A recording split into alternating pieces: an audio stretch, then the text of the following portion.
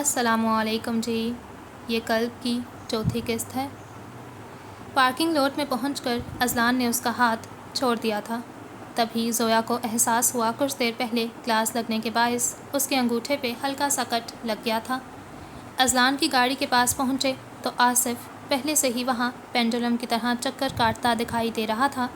ان دونوں کو دیکھا تو فوراً اذلان کی جانب لپکا۔ کیا کہہ رہا تھا وہ؟ آصف کے اس وہ کا مطلب وہ دونوں ہی جانتے تھے۔ زویا آصف کی آواز پہ حیران ہوئی تھی۔ وہ غصے میں لگ رہا تھا۔ زویا کو بے اختیار ہی وہ ٹیٹو یاد آ گیا۔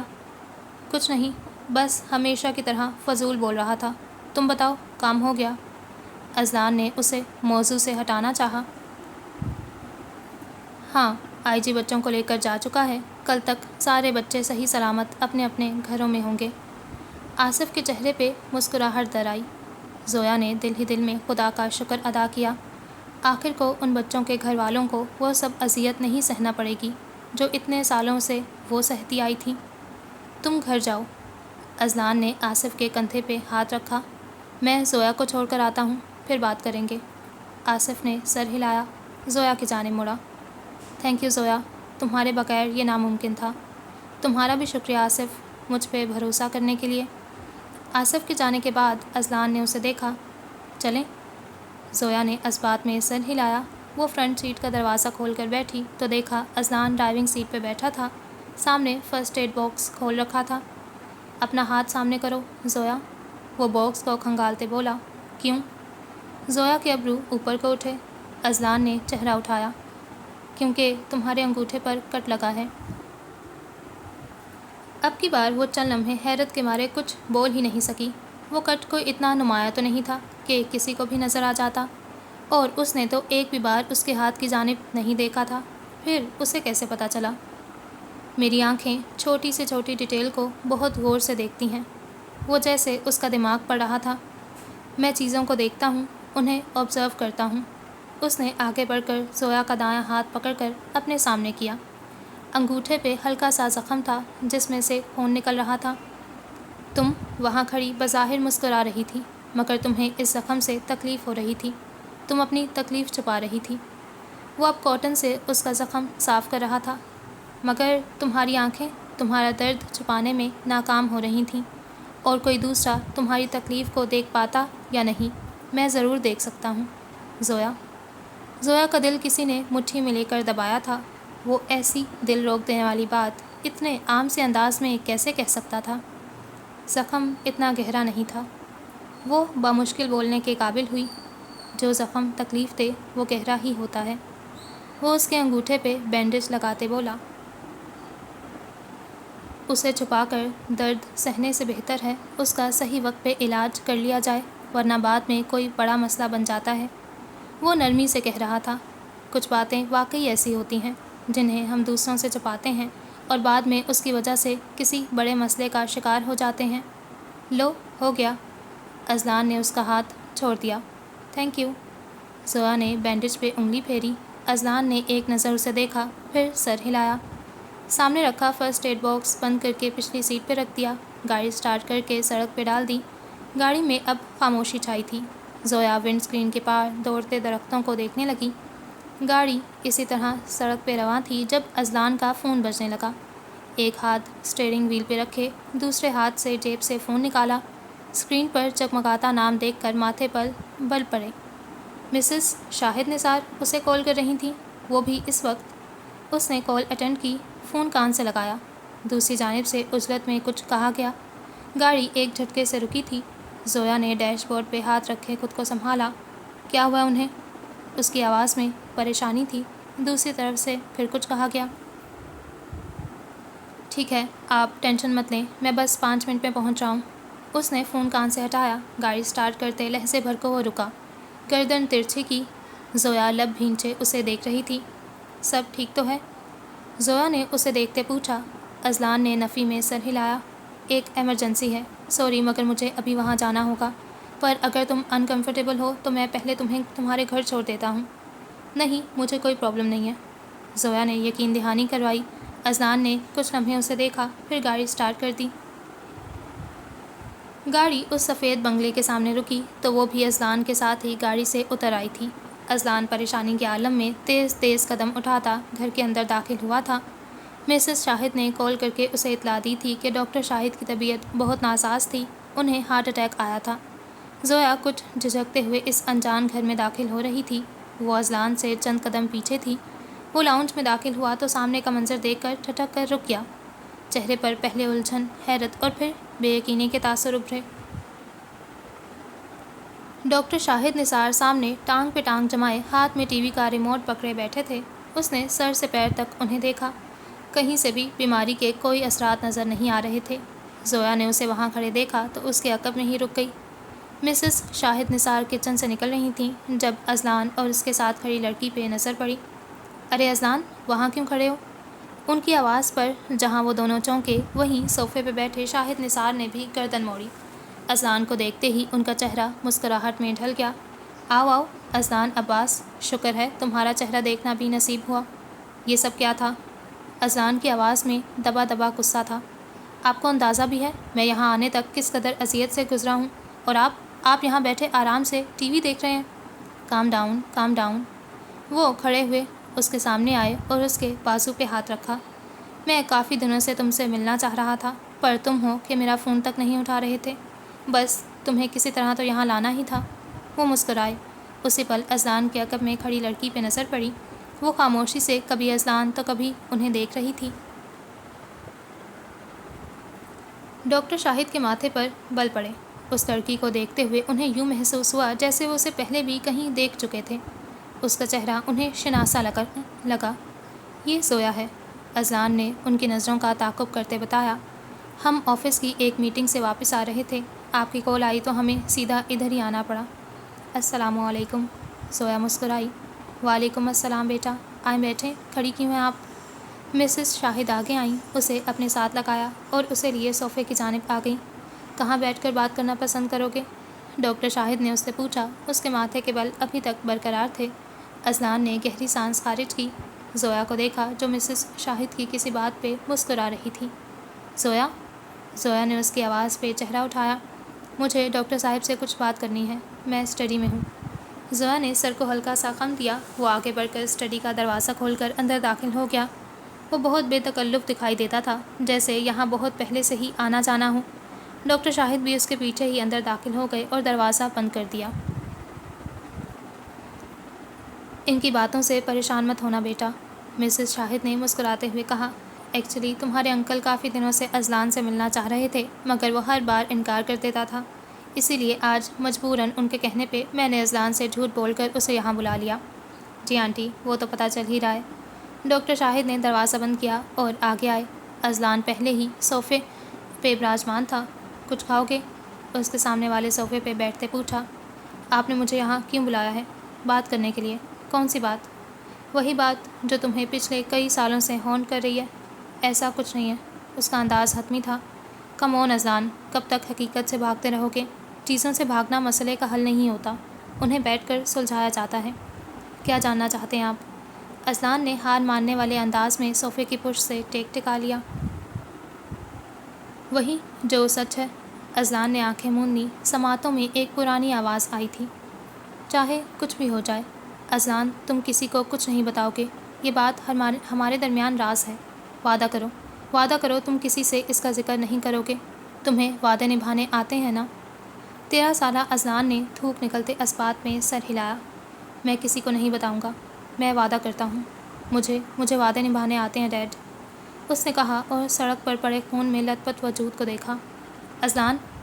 ڈاکٹر شاہد کی آواز اسے خیالوں سے باہر لے آئی۔ نہیں۔ اذلان نفی میں سر ہلاتے کھڑا ہوا۔ میں آپ کو کچھ نہیں بتا سکتا، انفیکٹ میں کسی کو کچھ نہیں بتا سکتا۔ اس نے سختی سے اپنے سر کے بالوں کو مٹھی میں جکڑا پھر چھوڑ دیا۔ ڈاکٹر شاہد اس کے بدلتے رویے پہ یکدم گڑبڑا گئے۔ اسے دیکھ کر لگ رہا تھا جیسے وہ اگلے ہی لمحے 1-2 لوگوں کا قتل کر دے گا۔ ٹھیک ہے، تم بات نہیں کرنا چاہتے تو میں اب تم سے نہیں پوچھوں گا۔ انہوں نے بالآخر ہار مان ہی لی تھی۔ اذلان نے گہرا سانس لیا اور صوفے پہ واپس بیٹھ گیا۔ کچھ راز دیمک کی طرح ہوتے ہیں جو اندر ہی اندر انسان کو کھوکھلا کر دیتے ہیں۔ معاذ گاڑی سے باہر نکلا تو سامنے لان میں پڑی کرسیوں میں سے ایک پر محسن بیٹھا تھا۔ معاذ کو دیکھ کر اس نے دور سے ہی ہاتھ ہلایا۔ وہ مسکرایا اور اس کی جانب چل دیا۔ حیرت ہے، اس وقت تو آپ کو کسی جلسے میں ہونا چاہیے تھا اور آپ یہاں آرام سے بیٹھے چائے پی رہے ہیں، کہیں استعفیٰ تو نہیں دے دیا؟ اس نے میز کے دوسری جانب رکھی کرسی کھینچی اور بیٹھ گیا۔ محسن مسکرایا، چائے کا گھونٹ بھرا۔ پارٹی میں میرے علاوہ اور بھی بہت سے لوگ ہیں ان کاموں کے لیے۔ خیر تم بتاؤ، بزنس کیسا چل رہا ہے؟ اس نے کپ ٹیبل پہ رکھ دیا جو ان دونوں کے درمیان حائل تھا۔ بزنس تو ایک دم سیٹ ہے بھائی، مگر معاذ نے رک کر گہرا سانس لیا، جیسے سوچ رہا ہو اسے کیسے بتائے۔ مگر محسن کو تشویش ہوئی۔ معاذ نے اپنے بھائی کو دیکھا۔ وہ اس سے 5 سال بڑا تھا، رعبدار شخصیت، آنکھیں بالکل معاذ جیسی، اور اس میں وہ تمام خوبیاں تھیں جو ایک کامیاب سیاستدان میں ہونا لازمی تھیں۔ معاذ 14 برس کا تھا جب کینسر کے باعث اس کی ماں انتقال کر گئی تھیں۔ اس کے کچھ عرصے بعد ہی مظہر حسن نے نائلہ شاہ سے شادی کر لی تھی۔ وہ ان کی بہت پرانی دوست تھیں۔ وہ ہمیشہ سے ہی مظہر حسن کو پسند کرتی تھیں، مگر مظہر حسن نے انہی کی بہن یاسمین شاہ سے شادی کر لی تھی۔ ان کے انتقال کے بعد وہ مظہر حسن کے گھر میں آ تو گئی تھیں، مگر ان کے دل تک کبھی نہیں پہنچ پائی تھیں۔ وہ یہاں بس ان کے بچوں کے لیے آئی تھیں۔ مظہر حسن نے انہیں کبھی خود سے قریب نہیں کیا تھا۔ میں نے آپ سے شادی صرف اور صرف اپنے بچوں کے لیے کی ہے۔ آپ ان کی ماں بن کر رہ سکتی ہیں، میری بیوی نہیں۔ میری بیوی صرف یاسمین تھی جو اب اس دنیا میں نہیں ہے، اور میں ان کی جگہ کسی اور کو نہیں دوں گا۔ انہوں نے پہلے ہی دن ان پر اپنے اور ان کے تعلق کو واضح کر دیا تھا۔ اس طرح نائلہ شاہ کو ہر گزرتے دن کے ساتھ اپنی بہن سے شدید نفرت محسوس ہوتی تھی۔ وہ معاذ اور محسن کا بہت خیال رکھتی تھی، مگر وہ بھی صرف اسی لیے کہ شاید ایک نہ ایک دن انہیں وہ مقام مل ہی جائے جو کبھی اس گھر میں ان کی بہن کا تھا۔ مگر کیا معاذ؟ محسن نے اپنا سوال دہرایا۔ بھائی وہ ڈیڈ چاہتے ہیں کہ میں لائبہ سے شادی کر لوں۔ ریئلی؟ محسن کو حیرت ہوئی۔ انہوں نے تم سے خود کہا ہے؟ معاذ نے نفی میں سر ہلایا۔ انہوں نے موم سے کہا تھا، آپ تو جانتے ہی ہیں وہ مجھ سے براہ راست بات نہیں کرتے۔ معاذ کے لہجے میں دکھ تھا جسے محسن نے اچھی طرح محسوس کیا تھا۔ وہ جانتا تھا معاذ کے دل میں مظہر حسن کو لے کر بہت سی بدگمانیاں ہیں۔ اس نے کئی دفعہ معاذ سے اس کی وجہ بھی پوچھی تھی۔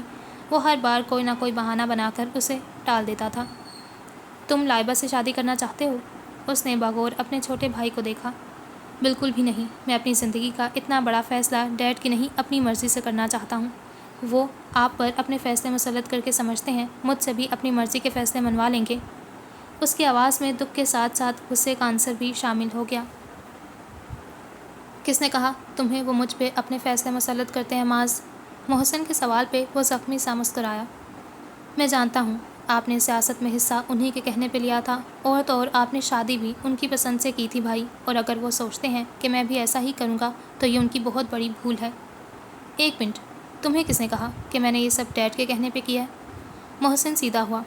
میں نے پولیٹکس جوائن کی کیونکہ وہ میرا اپنا فیصلہ تھا، اور جہاں تک شادی کی بات ہے تو میں نے کائنات سے شادی اپنی مرضی سے کی تھی، اپنی پسند سے، ڈیڈ یا کسی کے مجبور کرنے پر نہیں۔ معاذ کو جھٹکا لگا۔ وہ کچھ کہنے لگا مگر محسن نے ہاتھ اٹھا کر اسے چپ رہنے کو کہا۔ میں تمہیں اس وقت یہ سب اس لیے نہیں بتانا چاہتا کیونکہ تم تب اپنے بزنس سیٹل کرنے میں بزی تھے، تمہارے پاس ٹائم نہیں تھا۔ میں نے بھی تمہیں تب ڈسٹرب کرنا ضروری نہیں سمجھا۔ وہ اپنی کرسی سے اٹھا، معاذ کے سامنے آ کر اس کے کندھے پہ ہاتھ رکھا۔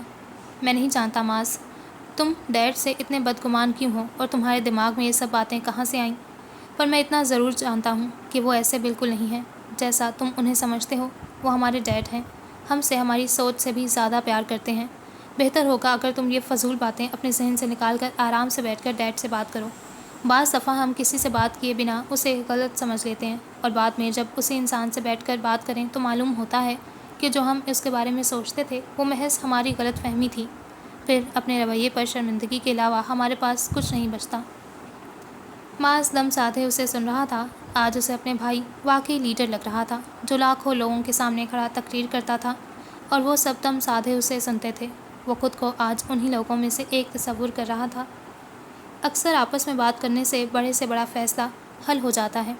اس سے پہلے کہ تم ڈیڈ کے لیے اپنے دل میں مزید بدگمانی پیدا کرو، میں چاہتا ہوں کہ سکون سے بیٹھ کر ان سے بات کرو۔ یہ نہ ہو کہ بعد میں تمہارے پاس بھی پچھتاوے کے علاوہ کچھ نہ بچے۔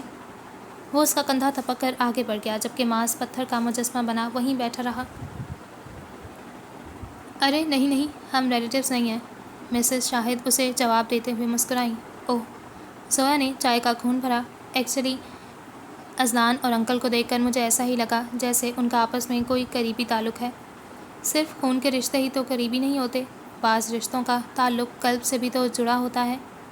زویا نے تائیدی انداز میں سر ہلایا۔ وہ پچھلے آدھے گھنٹے سے یہاں بیٹھی تھی۔ اذلان اور ڈاکٹر شاہد ابھی تک اسٹڈی میں تھے۔ مسز شاہد کے ساتھ باتوں میں وہ اس قدر مگن تھی کہ اسے وقت گزرنے کا بھی احساس نہیں ہوا۔ ہم 14 سال پہلے لندن سے یہاں اسلام آباد شفٹ ہوئے تھے، مسز شاہد اسے بتانے لگیں۔ اس وقت ہمارے پاس کوئی اولاد نہیں تھی۔ شاہد تو آفس چلے جاتے تھے اور مجھے اپنے کام کرنے کے لیے اکیلے ہی جانا پڑتا تھا۔ ایسے ہی ایک دن اذلان سے میری ملاقات ہوئی۔ بات کرتے کرتے ان کی آواز میں بے پناہ محبت امڑ آئی تھی۔ میں شاپنگ کر کے اس دن گھر واپس آ رہی تھی جب 2 لڑکے میرا پرس چھین کر بھاگ گئے۔ اذلان تب وہاں سے گزر رہا تھا۔ اس نے مجھے چلاتے دیکھا تو ان لڑکوں کا پیچھا کیا اور نہ صرف میرا پرس واپس لا کر دیا بلکہ میرا سامان اٹھا کر مجھے گھر تک چھوڑنے بھی آیا۔ زویا دم سادھے انہیں سن رہی تھی۔ وہ اتنے عرصے سے انہیں جانتا تھا، تبھی تو اتنا بے تکلف سا نظر آ رہا تھا۔ پھر وہ ہر مہینے یہاں آنے لگا۔ مجھے جب بھی باہر جانا ہوتا تھا میں اسے کال کر کے بلا لیتی۔ میرے اور شاہد کے لیے وہ جیسے بیٹا بن گیا۔ شاہد اور وہ کتنی ہی دیر یہاں بیٹھ کر چیس کھیلا کرتے تھے۔ کوئی اجنبی ان دونوں کو ساتھ دیکھتا تو اسے کبھی یہ پتہ نہ چلتا کہ وہ باپ بیٹا نہیں ہے۔ زویا کے لیے یہ بات ہضم کرنا تھوڑا مشکل ہو گیا تھا۔ وہ اپنی فیملی کے علاوہ کسی اور کے ساتھ اس قدر اٹیچڈ ہوگا اس کے وہم و گمان میں بھی نہیں تھا۔ اس کے آنے سے جیسے ہماری زندگی میں اولاد کی کمی پوری ہو گئی۔ میں اکثر سوچتی ہوں اگر میرا کوئی سگا بیٹا ہوتا اور اذلان تب ہماری زندگی میں آتا، مجھے وہ پھر بھی اپنی سگی اولاد سے زیادہ عزیز ہوتا۔ زویا کو لگا جیسے اس کی آنکھیں نم ہوئی تھیں۔ آپ بہت اچھی ہیں مسز شاہد، وہ مسکرائی تھی۔ ہاتھ میں پکڑا کپ ٹیبل پر رکھ دیا جو اب خالی ہو چکا تھا۔ تم مجھے آنٹی کہہ کے بلا سکتی ہو زویا۔ Thank you aunty. اسی پل اسٹڈی کا دروازہ کھلا۔ ان دونوں نے بیک وقت گردن موڑی۔ اذلان اور ڈاکٹر شاہد اسٹڈی سے باہر نکل رہے تھے۔ زویا چلیں؟ اس کی نظریں زویا پہ تھیں۔ تھوڑی دیر بیٹھو تو صحیح اذلان، اتنی کیا جلدی ہے؟ مسز شاہد نے نرمی سے کہا۔ نہیں آنٹی، ابھی کافی لیٹ ہو گیا ہوں، کل دوبارہ چکر لگاؤں گا، اس نے کہا۔ پھر زویا اور وہ ان سے ملنے کے بعد گاڑی میں آ بیٹھے۔ زویا نے کن اکھیوں سے ساتھ بیٹھے اذلان کو دیکھا۔ وہ خاموشی سے ڈرائیو کر رہا تھا۔ گاڑی اب سڑک پہ رواں تھی۔ مسز شاہد کتنی اچھی ہے نا؟ زویا نے بات کا آغاز کیا۔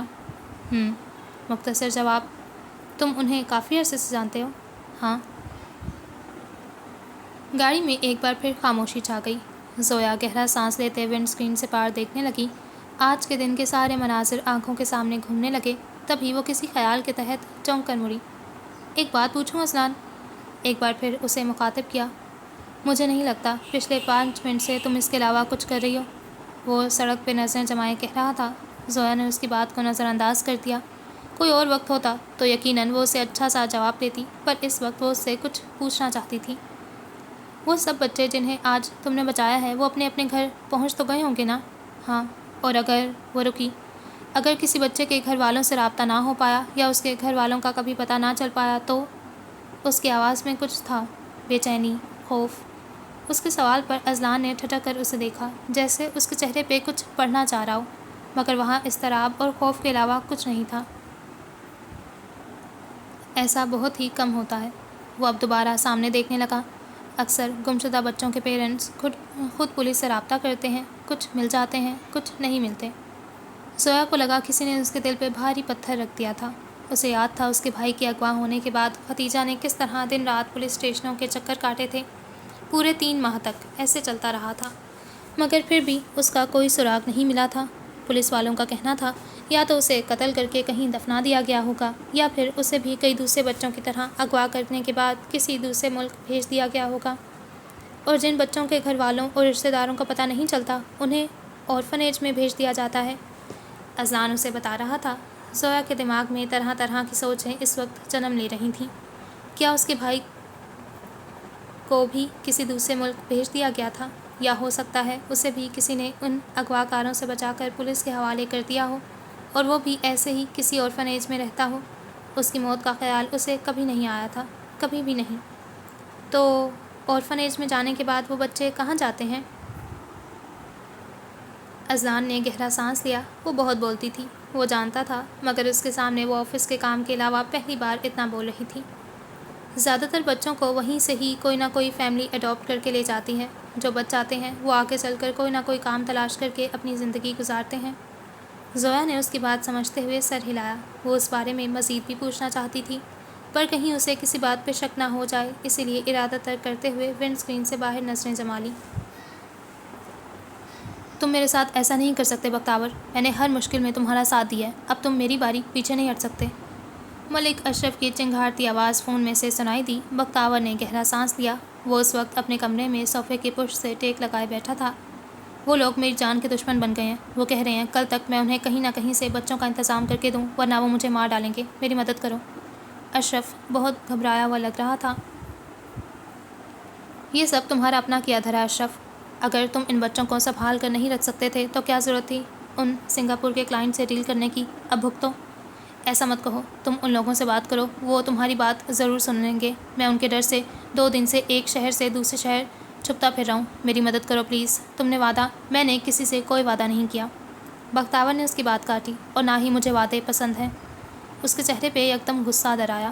میری ایک بات کان کھول کر سن لو اشرف، تم نے اپنے آپ کو اس سب میں خود پھنسایا ہے، اور اس سے کیسے نکلنا ہے یہ تمہارا اپنا مسئلہ ہے۔ میں تمہاری کسی قسم کی کوئی مدد نہیں کروں گا۔ اس نے 2 ٹوک انداز میں کہا، اور آئندہ مجھے کال مت کرنا، میں اب تم سے دوبارہ کوئی رابطہ نہیں رکھنا چاہتا۔ بختیور یہ تم کیا کہہ رہے ہو؟ اشرف کی آواز دوسری جانب سے ابھری۔ بختیور نے اسے جواب نہیں دیا، فون کان سے ہٹا کر کال کاٹ دی۔ مصیبت کے وقت ہر کسی کو بختیور عثمان ہی یاد آتا ہے۔ وہ فون کی اسکرین دیکھتے بڑبڑایا۔ محسن کی باتوں نے معاذ کے دل میں عجیب سی بے چینی پیدا کر دی تھی۔ اسے سمجھ نہیں آ رہا تھا، جو کچھ وہ پچھلے کئی سالوں سے سمجھتا آیا تھا وہ سب سچ تھا، یا وہ جو اسے محسن نے بتایا تھا۔ اپنے کمرے میں پینڈولم کی طرح بے چینی سے چکر کاٹتا معاذ اس وقت عجیب طرح کی سوچوں کا شکار تھا۔ وہ جانتا تھا مظہر حسن شروع سے ہی بڑے بیٹے محسن سے بہت خوش تھے، کیونکہ وہ ان کی کہی ہر بات بنا کچھ کہے مان لیا کرتا تھا۔ محسن نے باپ کی طرح پالیٹکس جوائن کی تھی، جبکہ معاذ کو ہمیشہ سے ہی بزنس میں انٹرسٹ تھا۔ نائلہ بیگم کئی دفعہ اسے بتا چکی تھیں کہ مظہر حسن کی خواہش ہے کہ وہ بھی اپنے بھائی کی طرح پالیٹکس ہی جوائن کرے، مگر وہ کسی طور پر یہ سب ماننے کو تیار نہیں تھا۔ اور ایک دن اس نے موقع پاتے ہی ان سے بات کی اور بتایا کہ وہ بزنس کرنا چاہتا ہے۔ اس کی توقع کے برعکس مظہر حسن اس کے فیصلے سے بہت خوش ہوئے تھے۔ وہ آج تک سمجھ نہیں پایا وہ اتنی آسانی سے مان کیسے گئے تھے، جبکہ وہ کئی بار نائلہ بیگم۔ اس کی سوچوں کے تسلسل کو یکلخت ہی بریک لگی۔ دماغ میں ایک دھماکہ سا ہوا۔ نائلہ بیگم، وہی تو اسے مظہر حسن کا ہر پیغام لا کر سناتی تھی، اور وہ ہمیشہ ان کی ہر بات سچ مان لیا کرتا تھا۔ کہیں وہ اسے… نہیں، ایسا نہیں ہو سکتا۔ اس سوچ کو اس نے فوراً ہی جھٹک دیا۔ وہ ایسا کیوں کریں گی؟ اس نے سوچا، تبھی کمرے میں چکر کاٹتے سامنے دیوار پہ لگی تصویر پہ نظر پڑی۔ چہرہ یکدم نرم پڑ گیا۔ وہ کتنی ہی دیر وہاں کھڑا تصویر میں موجود اپنی ماں کو دیکھتا رہا۔ آپ کے جانے کے بعد سب کچھ کتنا بدل گیا ہے نا ماں، اس نے گہرا سانس لیتے کہا۔ وہ کچھ دیر وہاں کھڑا رہا، پھر بیڈ پر آ کے بیٹھ گیا۔ ذہن ابھی تک سوچوں میں الجھا تھا۔ سائڈ ٹیبل پر رکھے فون پر نظر پڑی تو ایک اور خیال ذہن میں آیا۔ وہ کچھ سوچتے ہوئے اسے دیکھتا رہا۔ 1 2 3، اس نے آگے بڑھ کر فون اٹھا لیا۔ اس لمحے معاذ حسن نے اپنی زندگی کا سب سے اہم فیصلہ کر لیا تھا۔ اس نے ان باکس کھولا، مہرین کی چیٹ کھولی اور میسج ٹائپ کرنے لگا۔ ہم کل کہیں باہر مل سکتے ہیں، میں تم سے ایک امپورٹنٹ بات کرنا چاہتا ہوں۔ تھینک یو زویا، اب تمہارا یہ فیور مجھ پہ ادھار رہا، فاطمہ نے اپنے ڈیسک پہ کھڑے مسکراتے ہوئے کہا۔ کوئی بات نہیں، اب اتنا تو کر ہی سکتی ہوں۔ زویا مسکرائی اور آصف کے آفس کی جانب بڑھ گئی۔ ہاتھ میں کافی کے 2 مگ پکڑ رکھے تھے۔ آصف کے آفس روم کے دروازے تک پہنچی اور اس سے پہلے کہ وہ ہاتھ بڑھا کر دروازہ کھولتی، دوسری جانب سے دروازہ کھلا اور ایک لڑکی باہر نکلی۔ زویا سائڈ پہ ہوئی اور اسے گزرنے کا راستہ دیا۔ لڑکی نے مسکرا کر اسے دیکھا، پھر آگے بڑھ گئی۔ زویا نے گردن موڑ کر ایک نظر اسے دیکھا، پھر آفس کا دروازہ دھکیل کر اندر داخل ہوئی۔ آصف آنکھیں موندے کرسی کی پشت سے ٹیک لگائے بیٹھا تھا۔ آپ کی کافی سر۔ زویا نے کافی اس کے سامنے ٹیبل پر رکھی۔ آصف نے اس کی آواز پہ چونک کر آنکھیں کھولیں اور سیدھا ہوا۔ تم یہ کیوں لائی ہو؟ فاطمہ کہاں ہے؟ اس نے اپنی سیکرٹری کے متعلق پوچھا۔ وہ ابھی بیزی تھی، میں فارغ بیٹھی تھی تو سوچا میں لے آتی ہوں۔ اس نے کندھے اچکائے۔ آصف نے سر ہلایا۔ میری مہمان تو جا چکی ہے، ایسا کرو تم بیٹھو اور یہ دوسرا کپ تم پی لینا۔ آصف نے سامنے رکھی کرسی کی جانب اشارہ کیا۔ میں؟ وہ ہچکچائی۔ ہاں بھائی، تمہارے علاوہ یہاں کوئی اور بھی ہے؟ آصف نے آس پاس دیکھا جیسے کسی کو تلاش کر رہا ہو۔ زویا پھر بھی اپنی جگہ سے نہیں ہلی۔ بیٹھ جاؤ زویا، وہ مسکرایا۔ میں تمہیں کھانے والا نہیں ہوں۔ اس کی بات سن کر زویا کو شرمندگی ہوئی۔ وہ کرسی دھکیلتی اس کے سامنے آ بیٹھی۔ درمیان میں ایک میز حائل تھی جس پہ کافی کے 2 بھاپ اڑاتے مگ رکھے تھے۔ ویسے وہ لڑکی کون تھی؟ زویا نے بند دروازے کو دیکھتے پوچھا۔ آصف کا کافی کا مگ منہ تک لے جاتا ہاتھ تھم گیا۔ زویا کو محسوس ہوا وہ کچھ زیادہ ہی بے تکلف ہو رہی تھی۔ سوری، مجھے پوچھنا نہیں چاہیے تھا۔ وہ شرمندہ ہوئی۔ ایکچولی میں زیادہ دیر تک خاموش نہیں رہ سکتی، تھوڑی دیر بعد۔ وہ ماں ہے، میری اور اذلان کی فرینڈ۔ آصف نے اس کی بات کاٹتے بتایا اور کافی کا گھونٹ بھرا۔ اوہ اچھا۔ زویا نے سر ہلایا، سامنے رکھے مگ پہ انگلی پھیری۔ کچھ دیر دونوں خاموش رہے۔ کرتی کیا ہے تمہاری دوست؟ زویا نے خاموشی کو توڑا۔ ڈاکٹر ہے، آصف نے اطمینان سے جواب دیا۔ ڈاکٹر لفظ سنتے ہی زویا کے دماغ میں پہلا خیال سبحان کا آیا۔ 1 ماہ پہلے میسج پہ ہونے والی گفتگو کے بعد اس نے سبحان سے رابطہ نہیں کیا تھا۔ کہاں گم ہو گئی؟ آصف نے اس کے سامنے ہاتھ لہرایا۔ زویا چونکی۔ کچھ نہیں، بس سبحان کا خیال آ گیا، وہ بھی ڈاکٹر ہے۔ اسے اپنے پیچھے آفس کا دروازہ کھلنے اور پھر بند ہونے کی آواز آئی، مگر مڑ کر آنے والے شخص کو نہیں دیکھا تھا۔ وہ اس کی خوشبو پہچانتی تھی۔ اس 1 ماہ میں وہ اس خوشبو سے اس قدر شناسا ہو گئی تھی کہ دور سے بھی اس شخص کی آمد کی خبر ہو جاتی تھی۔ کون سبحان؟ آصف کے ماتھے پہ بل پڑے۔ اذلان زویا کے عقب میں آ رکا۔ کس سبحان کی بات ہو رہی ہے یہاں؟ اب روچکاتے پوچھا۔ زویا نے چہرہ اٹھایا۔ اذلان کی گہری نیلی آنکھیں زویا کے چہرے پہ مرکوز تھیں۔ زویا نے آصف کو دیکھا، وہ بھی اس کے جواب کا منتظر تھا۔ سبحان میرا منگیتر ہے۔ وہ مسکرائی، مگر مسکراہٹ چہرے کا ساتھ نہیں دے رہی تھی۔ اذلان کو لگا اس نے غلط سنا۔ تمہارا کیا؟ آصف کو بھی اپنی سماعت پہ شک گزرا۔ سبحان میرا منگیتر ہے، 3 سال ہو گئے میری انگیجمنٹ کو۔ اس نے بہت آسانی سے بم پھوڑا تھا اور اس لمحے زندگی میں پہلی بار اذلان عباس کو اپنے سینے میں موجود اس چھوٹے سے گوشت کے ٹکڑے پہ کسی بھاری شے کا بوجھ محسوس ہوا۔ لگا جیسے کسی نے آفس کی بلڈنگ اس کے سر پہ گرا دی ہو۔ وہ یک ٹک زویا کو دیکھ رہا تھا، جیسے اس کے الفاظ کو دماغ میں ترتیب دے رہا ہو۔ آصف نے اذلان کو دیکھا، وہ لب بھینچے کھڑا تھا۔ چہرے پہ کچھ ایسا تاثر تھا جو اس نے پہلی دفعہ دیکھا تھا۔ اذلان نے ایک لمحے کو زویا کو دیکھا، پھر ایک بھی لفظ کہے بنا آفس سے باہر نکل گیا۔ تم نے کبھی بتایا نہیں کہ تم انگیجڈ ہو؟ آصف نے ایک نظر بند دروازے کو دیکھا، پھر اسے۔ کیسے بتاتی، کبھی موقع ہی نہیں ملا۔ کندھے اچکاتے وہ فوراً کھڑی ہو گئی، سامنے رکھا کافی کا مگ اٹھایا۔ اس میں موجود کافی اب ٹھنڈی ہو چکی تھی۔ میں چلتی ہوں، وہ مسکرائی۔ آصف نے سر کو ہلکا سا خم دیا۔ سبحان میرا منگیتر ہے، 3 سال ہو گئے میری انگیجمنٹ کو۔ جوگنگ کے دوران بھی اس کی سماعتوں میں زویا کے الفاظ گونج رہے تھے۔ وہ رکا، سڑک کنارے رکھے بینچ پہ بیٹھ گیا۔ بھورے بال پسینے کے باعث ماتھے پہ چپکے تھے۔ سڑک کے دونوں اطراف میں گھنے درخت قطار کی صورت لگے تھے۔ دور کسی درخت پر چڑیا کی چہچہانے کی آواز آ رہی تھی۔ اذلان نے ایک بازو بینچ کی پشت پہ پھیلایا، آنکھیں موندے تازی ہوا کو اپنے چہرے پر محسوس کیا۔ ذہن ابھی تک زویا میں الجھا تھا، وہ اب ہر وقت زویا کو سوچنے لگا تھا۔ گھر میں، آفس میں، ہر جگہ وہ اسے اپنے ذہن سے نکال نہیں پاتا تھا۔ فون کی تھر تھراہٹ سے اس کا فسوں ٹوٹا۔ جیب سے فون نکال کر دیکھا، کسی غیر شناسا نمبر سے میسج آیا تھا۔ اسکرین پر بڑے بڑے الفاظ میں ایک جملہ لکھا نظر آ رہا تھا، نپ دا ایول ان دا بڈ، برائی کو ابتدا ہی میں ختم کر ڈالو۔ اذلان کے چہرے پہ مسکراہٹ ابھری۔ اس نے فوراً ہی اس نمبر پہ کال ملائی۔ پہلی گھنٹی پہلی دوسری جانب سے کال پک کر لی گئی۔ یہ نمبر بدل بدل کر میسج کرنا کب چھوڑو گے؟ ریڈیو؟ تم یقین نہیں کرو گے، تمہارے منہ سے اپنا یہ نام سننے کے لیے میں کتنا ترس گیا تھا، اذلان۔ دوسری جانب سے ڈرامائی انداز میں کہا گیا، بکواس بند کرو اور یہ بتاؤ کراچی سے واپس آ گئے ہو؟ اذلان کے چہرے سے کچھ دیر پہلے والے آثار اب غائب ہو چکے تھے، تنے اعصاب ڈھیلے پڑنے لگے تھے۔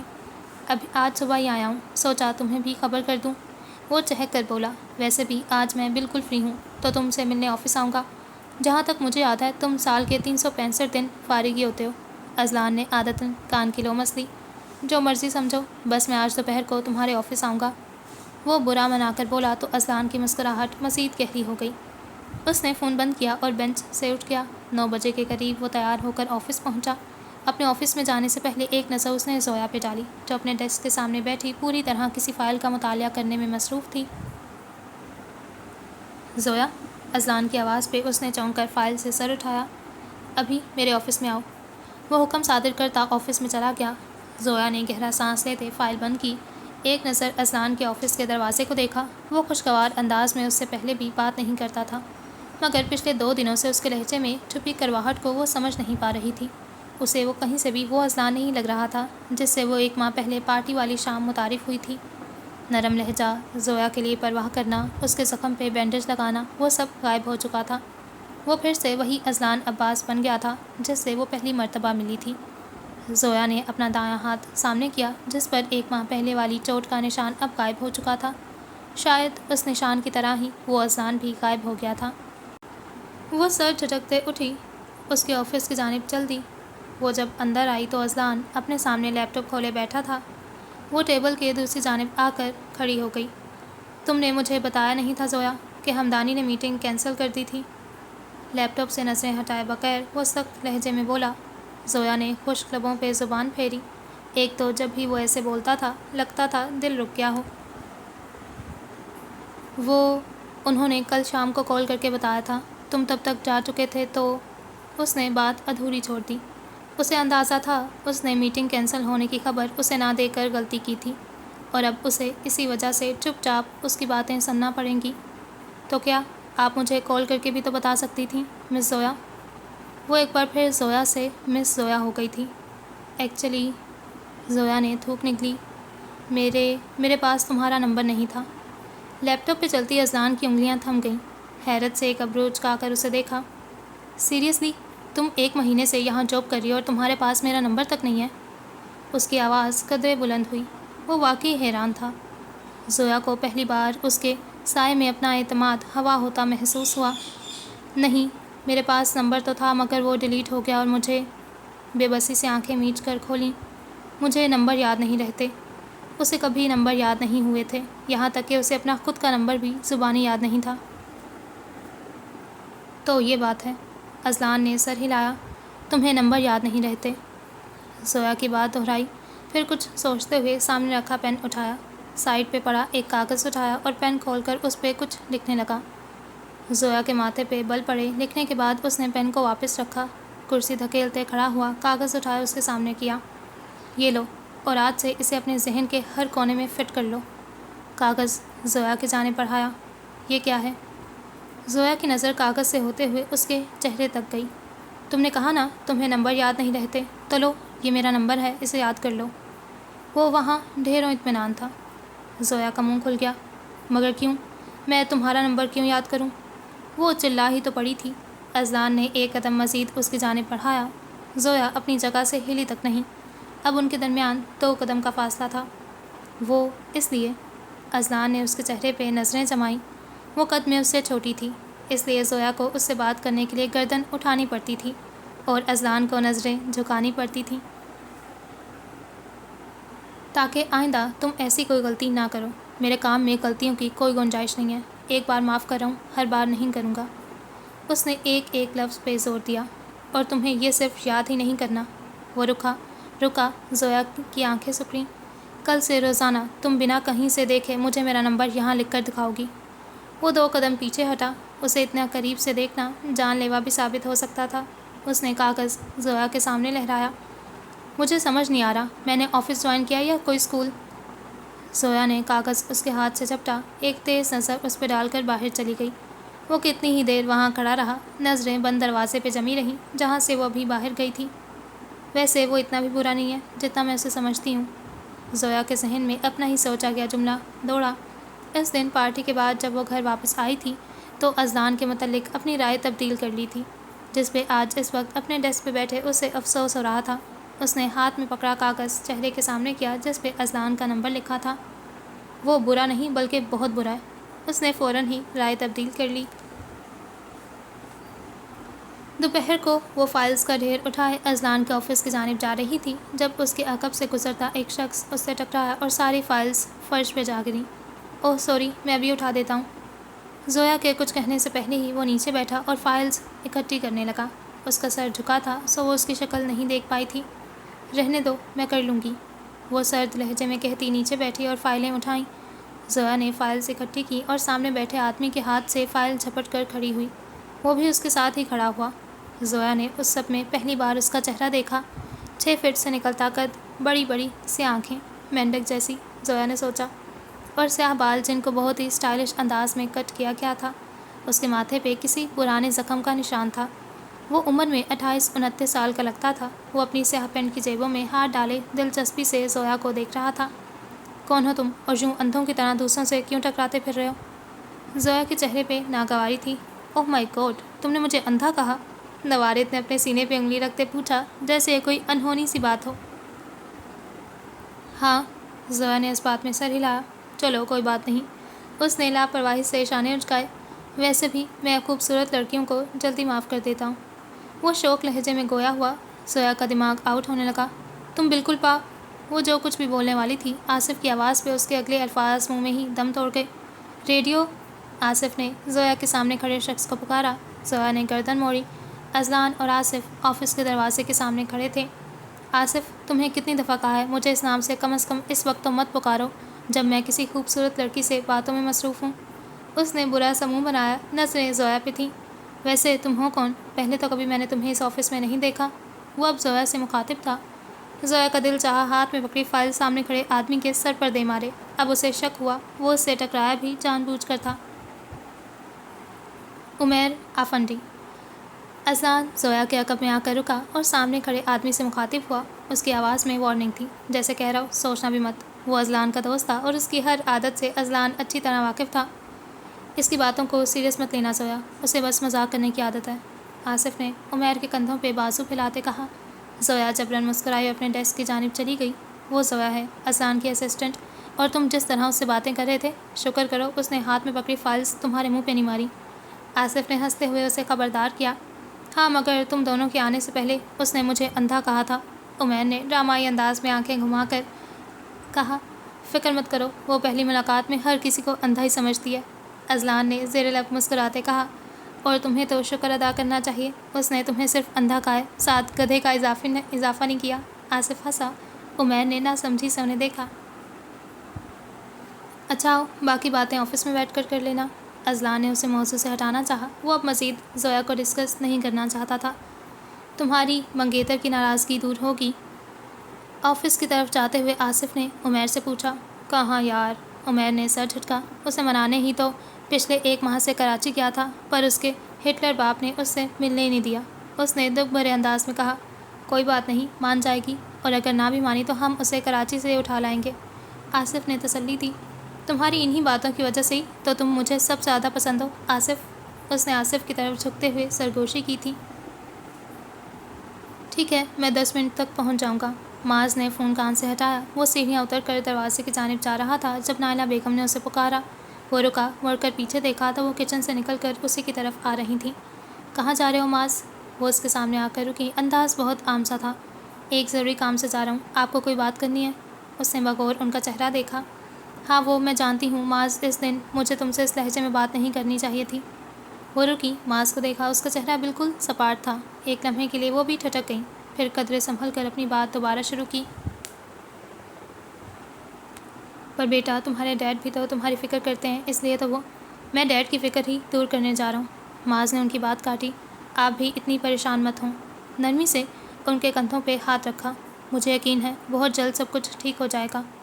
وہ مسکرایا اور دروازے کی جانب پلٹ گیا۔ اس کے پلٹتے ہی اس کے چہرے پہ سے مسکراہٹ غائب ہو گئی تھی۔ نائلہ بیگم غصے سے مٹھیاں بھینچ کر اسے زیادہ دیکھتی رہیں۔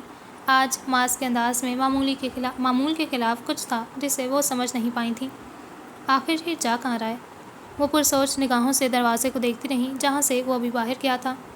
کچھ دیر بعد وہ ایک ریسٹورینٹ میں بیٹھا تھا۔ وہاں ہر طرف اشتہا انگیز کھانوں کی خوشبو پھیلی تھی۔ آس پاس بہت سے لوگ اپنے اپنے ٹیبلز پہ بیٹھے کھانا کھانے اور خوش گپیوں میں مصروف تھے۔ معاذ کا ٹیبل ایک کونے میں تھا، باقی لوگوں کی طرف اس کی پشت تھی، اس لیے بہت کم لوگوں کی ہی اس پہ نظر پڑ سکتی تھی۔ وہ پرسکون سا اپنی کرسی پہ بیٹھا تھا، نظریں سامنے ٹیبل پہ رکھے گلاب کے پھول پر تھیں۔ وہاں ہر ٹیبل پہ ایسا ہی واز رکھا تھا جس میں ایک گلاب کا پھول موجود تھا۔ معاذ نے کچھ سوچتے ہوئے کوٹ کی جیب سے مخمل کی ایک سیاہ ڈبی کی رنگ کی ڈبی نکال کر کھولی، اس کے اندر ایک چمکتی ہوئی ڈائمنڈ رنگ رکھی تھی۔ تبھی کسی احساس کے تحت اس نے نظر اٹھا کر ریسٹورنٹ کے دروازے کی جانب دیکھا جہاں سے وہ اندر آتی دکھائی دی تھی۔ اسے دیکھتے ہی ماس نے فوراً ڈبی بند کر کے واپس جیب میں ڈال لی۔ مہرین نے متلاشی نظروں سے آس پاس دیکھا، ماس میں نظر پڑتے ہی وہ مسکرائی اور اس کی طرف چل پڑی۔ سوری، تمہیں انتظار کرنا پڑا۔ وہ اس کے سامنے آ کر بیٹھی، کندھے سے پرس اتار کر ٹیبل پہ رکھا۔ اٹس اوکے مہرو، ویسے بھی اب تو مجھے انتظار کی عادت ہو گئی ہے۔ وہ ہلکا سا مسکرایا۔ مہرین نے ناسمجھی سے اسے دیکھا۔ ماس نے سامنے رکھا مینیو کارڈ اٹھا کر اس پہ نظر دوڑائی، دوسری طرف مکمل خاموشی چھائی رہی۔ تو اس نے نظر اٹھائی۔ وہ دونوں بازو سینے پہ لپیٹے آنکھیں سکوڑے اسے دیکھ رہی تھی۔ ایسے کیا دیکھ رہی ہو؟ تمہاری بہت سی باتیں میرے سر کے اوپر سے گزر جاتی ہیں۔ مہرین نے برا سا منہ بنایا۔ اس بار وہ کھلے دل سے مسکرایا۔ مہرین تھوڑی تلے ہاتھ جمائے کسی ٹرانس کی کیفیت میں اسے دیکھے گئی۔ اس کی یہ مسکراہٹ وہ پہلے بھی کئی تصاویر میں دیکھ چکی تھی، مگر اتنے قریب سے وہ آج پہلی بار اسے مسکراتا دیکھ رہی تھی۔ وہ اس وقت اسے کتنا اچھا لگا تھا، یہ الفاظ میں بیان کرنا مشکل تھا۔ ماس نے دور کھڑے ویٹر کو اشارے سے ادھر بلایا اور آرڈر پلیس کیا۔ ایسی کون سی ضروری بات کرنی تھی تمہیں جو فون پہ نہیں ہو سکتی تھی؟ ویٹر کے جانے کے بعد مہرین نے پوچھا۔ بتاؤں گا، تھوڑا صبر کرو۔ گال پر پڑتا ڈمپل مزید نمایاں ہوا۔ مہرین کچھ بولنے لگی تھی، پھر ارادہ ترک کر دیا۔ تھوڑی دیر میں ان دونوں کا کھانا سرو کر دیا گیا۔ کھانا کھاتے ہوئے مہرین نے غور کیا، وہاں رش آہستہ آہستہ کم ہو رہا تھا، اور جب وہ کھانا ختم کر چکے تب وہاں ان دونوں کے علاوہ کوئی موجود نہیں تھا، یہاں تک کہ ریسٹورنٹ کا عملہ بھی دور دور تک نظر نہیں آ رہا تھا۔ کچھ عجیب ضرور تھا، اور ایسا کیوں تھا؟ اس کا جواب مہرین کو اگلے ہی لمحے مل گیا جب ماس کرسی دھکیلتا کھڑا ہوا۔ مہرین اپنی کرسی پہ بیٹھی اسے دیکھتی رہی، یہاں تک کہ وہ اس کے عین مقابل آ کر رکا۔ اس کی کرسی کو پکڑ کر اس کا رخ اپنی جانب موڑا، پھر ایک گھٹنا فرش پہ رکھے اس کے سامنے بیٹھ گیا۔ مہرین کا منہ حیرت سے کھل گیا۔ ماس کے اس عمل کو وہ سمجھ نہیں پا رہی تھی۔ کیا ہوا، سب ٹھیک تو ہے؟ تم یہ… اس کے اگلے الفاظ منہ میں ہی دم توڑ گئے جب ماس نے مکمل کی سیاہ ڈبی اپنی جیب سے نکال کر کھولی، پھر اس کے سامنے کی۔ آئی نو، تھوڑا فلمی ہے لیکن… وہ بولتے ہوئے رکا، پھر سر جھٹکا۔ مہرو، میں جانتا ہوں تمہارے لیے شاید یہ سب بہت جلدی ہوگا، مگر میں پچھلے کئی سالوں سے اس دن کا انتظار کر رہا ہوں۔ مہرین کی آنکھیں مزید کھل گئیں، دل ڈوب کر ابھرا۔ ماس… وہ بے یقینی سے بڑبڑائی، مگر وہ بھی بول رہا تھا۔ میں نہیں جانتا تمہارا جواب کیا ہوگا مہرو، مگر میں ایک کوشش کرنا چاہتا ہوں، تمہیں وہ سب بتانا چاہتا ہوں جو میں تمہارے لیے محسوس کرتا ہوں۔ مہرین بس پھٹی پھٹی نگاہوں سے اسے دیکھ رہی تھی، جیسے اپنی سماعتوں پر یقین نہ آ رہا ہو۔ میں تمہیں اپنی زندگی سے جانے نہیں دے سکتا۔ وہ اب اس کی آنکھوں میں دیکھ رہا تھا۔ میری مہرین عباس۔ ماس کے ان الفاظ پہ مہرین کا سانس یکدم تھما۔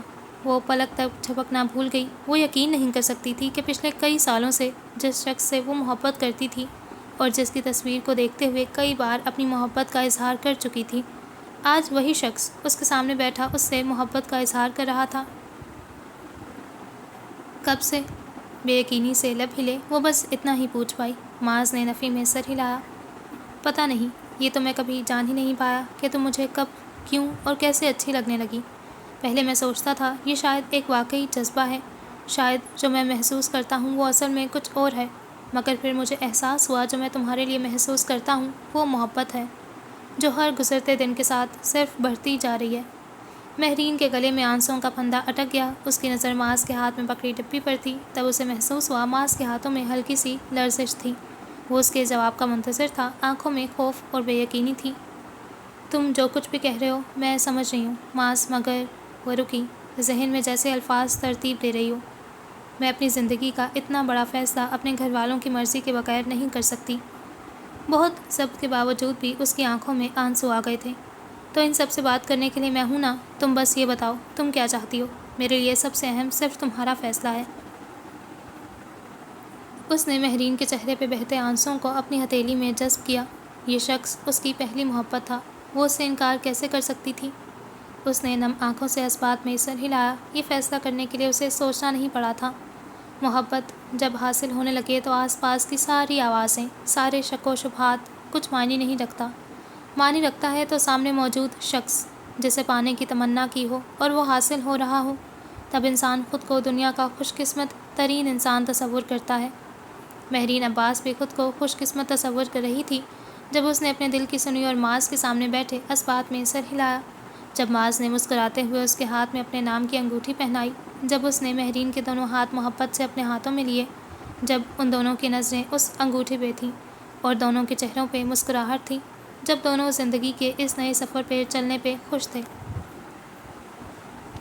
ضرورت کیا ہے تمہیں یہ جاب کرنے کی؟ دیکھو تو صحیح کتنا تھکا لیتی ہو خود کو، خدیجہ نے زویا کے بال سہلاتے کہا۔ وہ لاؤنج میں صوفے پہ ان کی گود میں سر رکھے لیٹی تھی۔ آپ ٹینشن کیوں لے رہی ہیں اماں؟ ایک جاب ہی تو ہے، اور میں کون سا دنیا کی پہلی لڑکی ہوں جو جاب کرتی ہے؟ اس نے لیٹے لیٹے ہی جواب دیا، نظریں چھت پہ کسی غیر مرئی نقطے کو تلاش کر رہی تھیں۔ تبھی بیل کی آواز پہ وہ چونکی۔ میں دیکھتی ہوں۔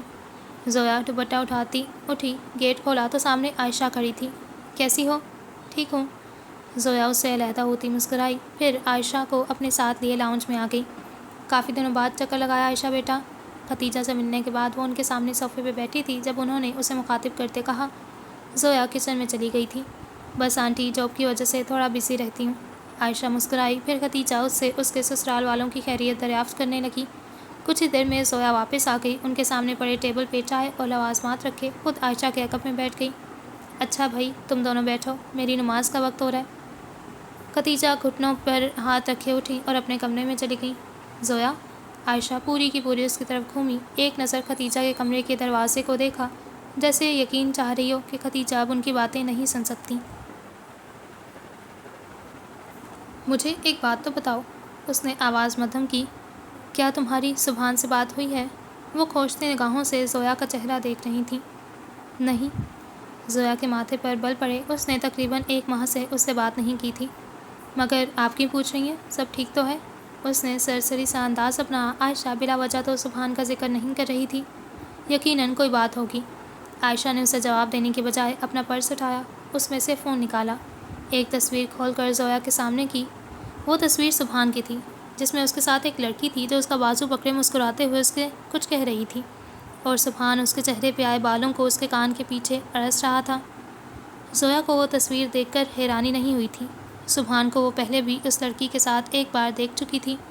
اس نے فون پر سے نگاہ ہٹا لی۔ عائشہ جو اس سے کسی اور رد عمل کی توقع کر رہی تھی، اس طرح اس سے نظریں پھیرتے دیکھا تو ایک لمحے میں اسے اندازہ ہو گیا کہ زویا یہ سب پہلے سے جانتی تھی۔ جانتی ہوں۔ عائشہ نے نرمی سے اس کے ہاتھ پہ اپنا ہاتھ رکھا۔ ایک تصویر 10,000 الفاظ کے برابر ہوتی ہے۔ آپ مجھے یہ سب کیوں دکھا رہی ہیں؟ کیا؟ عائشہ کے ابرو تعجب سے اوپر کو اٹھے۔ سبحان اور تم انگیجڈ ہو، تم دونوں کے درمیان ایک تعلق ہے، اور 2 لوگوں کے تعلق میں جب کوئی تیسرا آ جائے تو وہ تعلق کمزور پڑ جاتا ہے۔ اگر وہ تعلق پہلے سے ہی کمزور ہو تو… زویا سوچ کر رہ گئی۔ میں اس بارے میں کچھ نہیں کر سکتی، اس نے گہرا سانس لیتے کہا۔ کیوں نہیں کر سکتی؟ کیونکہ میں… زویا رکی، آنکھیں میچ کر کھولی، پھر جب بولی تو آواز بہت ہی مدھم تھی۔ میں اماں کو پریشان نہیں دیکھ سکتی، یہ رشتہ ان کی مرضی سے ہوا تھا، وہ بہت خوش تھیں، میں ان سے یہ خوشی چھیننا نہیں چاہتی۔ آئی ایم سوری، مگر میں مجبور ہوں۔ انسان کو اتنا کمزور بھی نہیں ہونا چاہیے کہ مجبوری میں آ کر اپنی زندگی برباد کر دے۔ عائشہ نے اسے سمجھایا۔ وہ خاموش رہی۔ میں نے اس دن سبحان کو دیکھا تھا جب باہر گلی میں محلے والے تمہیں باتیں سنا رہے تھے۔ زویا نے تیزی سے چہرہ موڑ کر اسے دیکھا۔ وہ تمہیں ان سب سے بچانے کی بجائے وہاں کھڑا خاموشی سے سارا تماشا دیکھ رہا تھا۔ زویا نے لب بھینچ لی، اسے امید نہیں تھی عائشہ نے اس دن سبحان کو دیکھا ہوگا۔ پتہ ہے ایک لوئر ہونے کا سب سے زیادہ فائدہ کیا ہے؟ وہ زویا کی آنکھوں میں دیکھتے پوچھ رہی تھی۔ جب وہ کچھ نہ بولی تو عائشہ نے دوبارہ کہنا شروع کیا۔ اس کا فائدہ یہ ہے کہ آپ ہر روز نئے لوگوں سے ملتے ہیں، آپ کا روز طرح طرح کے لوگوں سے سامنا ہوتا ہے، اور آپ اتنے پروفیشنل ہو جاتے ہیں کہ جب کسی نئے انسان سے ملتے ہیں تو اسے دیکھتے ہی پہچان جاتے ہیں کہ وہ کیسا ہے۔ اس نے زویا کا ہاتھ دبایا۔ میں سبحان کو بھی اچھے سے پہچان گئی ہوں زویا، اور مجھے پورا یقین ہے وہ بھی اکرم جیسا شوہر ثابت ہوگا۔ زویا کے گلے میں کچھ اٹک گیا، آنکھوں کے سامنے پرانے مناظر گھومنے لگے جب فہد کباب اکرم اپنی بیوی کو گلی میں سب کے سامنے ٹھوکریں مار رہا تھا۔ وہ تمہیں ہرٹ کرے گا زویا، میری بات یاد رکھنا۔ وہ ایسا نہیں ہے۔ اس کی آواز ہکلا گئی، جیسے اپنی کہی گئی بات پہ خود کو بھی یقین نہ ہو۔ تم اندر سے مجھ سے بھی زیادہ اچھی طرح جانتی ہو وہ کیسا ہے۔ حقیقت کو جھٹلاتے نہیں ہیں، اسے تسلیم کرتے ہیں، ورنہ جب اس کا سامنا کرو گی تو بہت تکلیف ہوگی۔ تمہارے لیے بہتر یہی ہے کہ تم سبحان سے بات کر کے اس مسئلے کا کوئی حل نکالو، ورنہ میں خود آنٹی سے بات کر کے یہ قصہ ہی ختم کر دوں گی۔ اس کا انداز حتمی تھا۔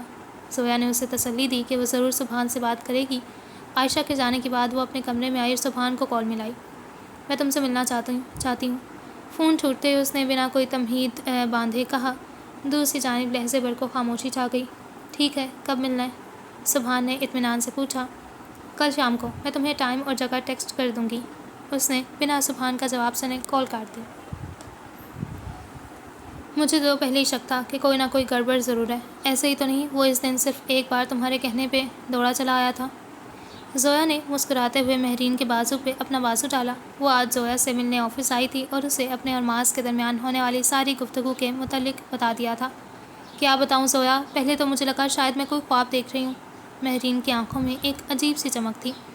اب مسئلہ یہ ہے کہ گھر والوں سے کیسے بات کروں؟ فکر کیوں کر رہی ہو؟ معاذ نے جب کہا کہ وہ سب سنبھال لے گا تو تم کیوں فضول میں اپنا آپ ہلکان کر رہی ہو؟ زویا نے تسلی دی۔ وہ زویا کے ڈیسک کی جانب آئیں تو آصف اور اذلان کو پہلے ہی ادھر کھڑا پایا۔ تم دونوں کی خسر پسر دوپہر سے جاری ہے اور اب شام ہونے کو ہے۔ مجھے سمجھ نہیں آتی تم لڑکیاں اتنی دیر تک باتیں کرتی تھکتی کیوں نہیں ہو؟ آصف نے ہنستے ہوئے مہرین کا کان کھینچا۔ آؤچ! مہرین نے آصف کے بازو پہ دھپ لگائی اور اپنا کان مسلنے لگی۔ تم نے میرا بازو ہی توڑ دیا۔ آصف نے ڈرامائی انداز میں بازو پہ ہاتھ رکھا۔ اب مجھے باقی کی زندگی اس ٹوٹے بازو کے ساتھ ہی گزارنا پڑے گی۔ مہرین اور وہ دونوں ہی ہنستے چلے گئے۔ انہیں اس طرح دیکھ کر زویا کے چہرے پہ آسودہ سی مسکراہٹ ابھری۔ ذہن میں بہت سے پرانے مناظر گھومنے لگے، جب بچپن میں وہ اور اس کا بھائی اپنی شرارتوں سے نہ صرف اپنا گھر بلکہ پورا محلہ سر پہ اٹھا لیتے تھے، اور ختیجہ کامران کی ڈانٹ سنتے وقت وہ اپنے بھائی کا بازو پکڑ کر اس کے پیچھے چھپ جاتی تھی اور وہ چپ چاپ سر جھکائے اکیلا ہی اپنی ماں کی ڈانٹ سن لیتا تھا۔ وہ اپنے خیالوں میں اس قدر مگن تھی کہ وہاں کھڑے اذلان کی طرف اس کا دھیان نہیں گیا۔ وہ دونوں ہاتھ پینٹ کی جیبوں میں ڈالے بغور زویا کے چہرے پہ چھائے تاثرات کو پڑھنے کی کوشش کر رہا تھا۔ زویا کی آنکھوں میں ہلکی ہلکی نمی تیرنے لگی۔ اس نے بیک وقت بہت سے آنسو اندر اتارے، ڈیسک تک آئی اور اپنا سامان سمیٹنے لگی۔ ہم سب آج ڈنر پہ جا رہے ہیں، تم بھی چلو نا ہمارے ساتھ۔ مہرین نے اسے سامان سمیٹتے دیکھا تو جلدی سے کہا، سوری مہرو، مگر آج مجھے کسی سے ملنے جانا ہے۔ اس نے اپنا پرس کندھے پہ ڈالا۔ کس سے ملنے جا رہی ہو؟ مہرین نے آنکھیں سکوڑی۔ زویا نے گلا صاف کیا، سبحان سے۔ وہ مسکرائی، پھر بنا کسی کی طرف دیکھے باہر کی جانب قدم بڑھا دیے۔ وہ جانتی تھی مہرین کی نظریں اسی پہ تھیں، مگر وہ یہ نہیں جانتی تھی کہ مہرین کے علاوہ وہاں کسی اور کی سرد نگاہوں نے بھی اس کا دور تک پیچھا کیا تھا۔ میں کافی دنوں سے تمہاری کال کا انتظار کر رہا تھا، پر لگتا ہے اپنی جاب میں کچھ زیادہ ہی بزی ہو گئی ہو، جو مجھے کال کرنے کا بھی ٹائم نہیں ہے تمہارے پاس۔ سبحان نے سینے پہ بازو لپیٹے کرسی کی پشت سے ٹیک لگائی، چہرے پر استزائیہ مسکراہٹ تھی۔ میں نے سوچا آج کل تم نئے لوگوں کے ساتھ بزی ہو تو تمہیں ڈسٹرب نہ ہی کروں تو بہتر ہے۔ وہ بھی زویا تھی۔ سبحان کی ہر بات کا جواب دینا اسے اچھے سے آتا تھا۔ سبحان نے آنکھیں چھوٹی کی، وہ اس کے چہرے پہ کچھ پڑھنا چاہ رہا تھا۔ اتنے میں ویٹر وہاں آیا، ان دونوں کے سامنے جوس کے گلاس رکھے اور واپس مڑ گیا۔ دیکھو سبحان، زویا نے گلا صاف کیا، میں یہاں زیادہ دیر بیٹھ کر اپنا اور تمہارا ٹائم ویسٹ نہیں کرنا چاہتی۔ میں صرف اتنا کہنا چاہتی ہوں کہ اگر تم کسی اور کو پسند کرتے ہو تو مجھے ابھی بتا دو۔ سبحان کے چہرے پہ یکدم سایہ سا لہرایا۔ کیا کہنا چاہ رہی ہو؟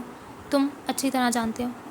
زویا کے چہرے پہ ڈھیروں اطمینان تھا۔ وہ کچھ دیر خاموشی سے اسے دیکھتا رہا، اس کے وہم و گمان میں بھی نہیں تھا زویا اسے یہ سب اتنی آسانی سے کہہ دے گی۔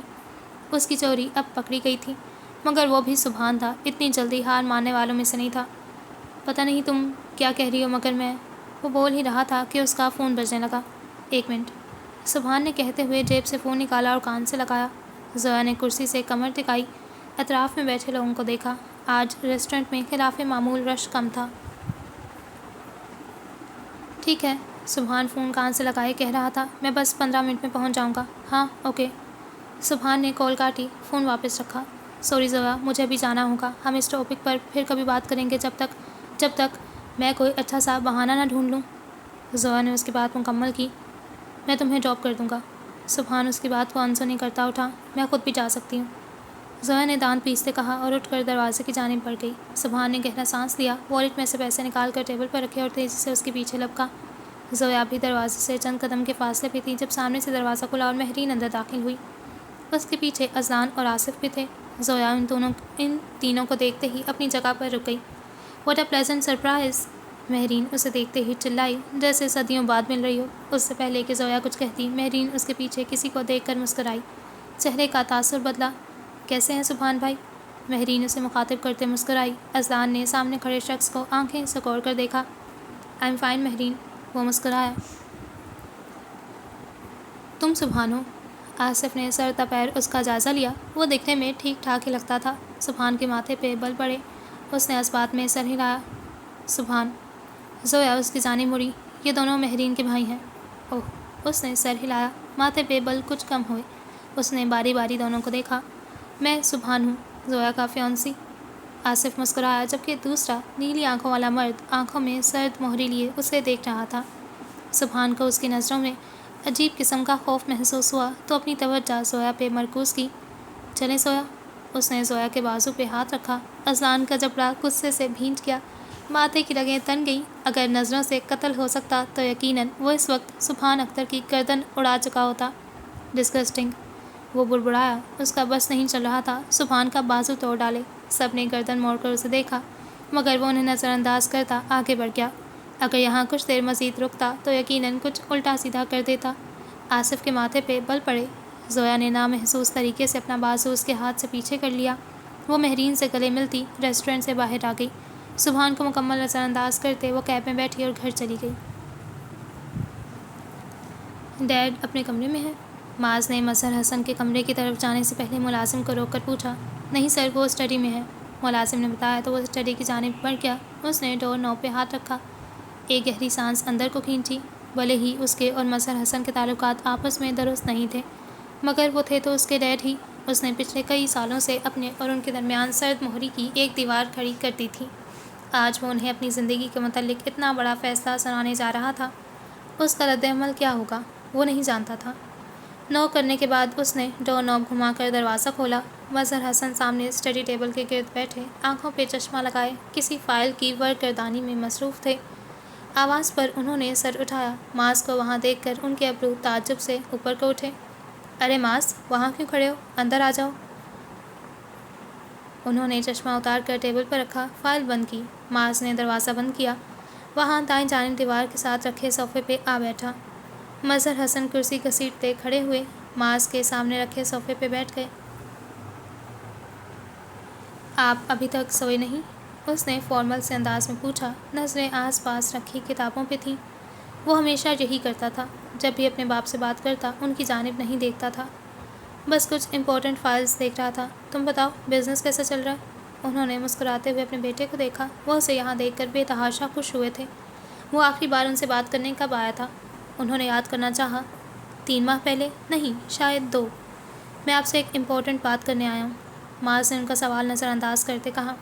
وہ اب فرش پہ کسی غیر مرئی نقطے کو گھور رہا تھا۔ مظہر حسن کا چہرہ یکدم بت سا گیا۔ یقیناً وہ کوئی اہم بات کرنے ہی تو ان کے پاس آیا تھا، ورنہ وہ بغیر کسی وجہ کے تو ان کے پاس کبھی آ کر نہیں بیٹھتا۔ میں شادی کرنا چاہتا ہوں، اپنی پسند سے۔ اس نے اس لب میں پہلی بار ان کی جانب دیکھا تھا۔ ان کے چہرے پہ اس کی توقع کے برعکس اس وقت خوشی اور بے تحاشا خوشی کے تاثرات رقم تھے۔ یہ تو بہت اچھی بات ہے معاذ۔ ان کے چہرے پہ مسکراہٹ واپس لوٹ آئی۔ ویسے وہ ہے کون جس سے تم نے شادی کا فیصلہ کیا ہے؟ عباس انکل کی بیٹی مہرین۔ میں تمہارے فیصلے سے بہت خوش ہوں۔ آئی ہوپ تم نے بہت سوچ سمجھ کر ہی فیصلہ کیا ہوگا میرے بیٹے۔ معاذ نے باغور ان کا چہرہ دیکھا۔ آپ کو کوئی اعتراض نہیں ہے؟ اسے حیرت ہوئی۔ وہ اتنی آسانی سے مان کیسے گئے، جبکہ وہ تو چاہتے تھے وہ لائبہ سے شادی۔ میں نے ہمیشہ ہر چیز میں تمہیں سپورٹ کیا ہے اور آگے بھی کرتا رہوں گا۔ یہ کبھی مت سوچنا کہ تمہارا باپ تمہیں کسی بھی معاملے میں اکیلا چھوڑے گا۔ ان کی بات سن کر معاذ کتنی ہی دیر ان کا چہرہ دیکھتا رہا۔ آج کتنے سالوں کے بعد وہ پرانے مظہر حسن لگے تھے، مگر کیوں؟ وہ تو ہمیشہ اس پہ اپنے فیصلے مسلط کرنا چاہتے تھے، پھر وہ ہر بار اس کی کہی گئی بات اتنی آسانی سے کیسے مان لیتے تھے؟ کیا یہ سب جھوٹ فریب ہے، یا پھر جو وہ اتنے سالوں سے ان کے متعلق نائلہ بیگم سے سنتا آیا تھا وہ جھوٹ تھا؟ اسے لگا کسی نے اس کا دل مٹھی میں جکڑ لیا تھا۔ اگر جیسا وہ سوچ رہا تھا وہ سچ ہو تو وہ اپنے باپ کا سامنا کیسے کرے گا؟ معاذ، مظہر حسن کی آواز اسے خیالوں سے باہر لے آئی۔ وہ چہرے پہ پریشانی لیے اسے دیکھ رہے تھے۔ سب ٹھیک تو ہے؟ جی سب ٹھیک ہے۔ وہ فوراً کھڑا ہو گیا۔ کمرے میں یکدم گھٹن کا احساس ہونے لگا۔ تھینک یو ڈیڈ، اس نے کہا اور کمرے سے باہر چلا گیا، جبکہ مظہر حسن اپنی جگہ پہ ساکت ہو گئے۔ ڈیڈ، زیر لب دہرایا۔ آج نہ جانے کتنے سالوں بعد معاذ کے منہ سے اپنے لیے یہ لفظ سنا تھا۔ اب تو یہ میرے دماغ کے ہر کونے میں فٹ ہو گیا۔ مجھے یہ اب روز تمہیں لکھ کر دینے کی ضرورت نہیں ہے۔ دونوں بازو سینے پہ لپیٹے وہ اس کے سامنے کھڑی تھی۔ وہ ہر روز اس سے اپنا نمبر بنا کہیں سے دیکھے ایک کاغذ پہ لکھواتا تھا۔ اب تو کئی دنوں سے لکھ کر اسے واقعی وہ نمبر حفظ ہو چکا تھا۔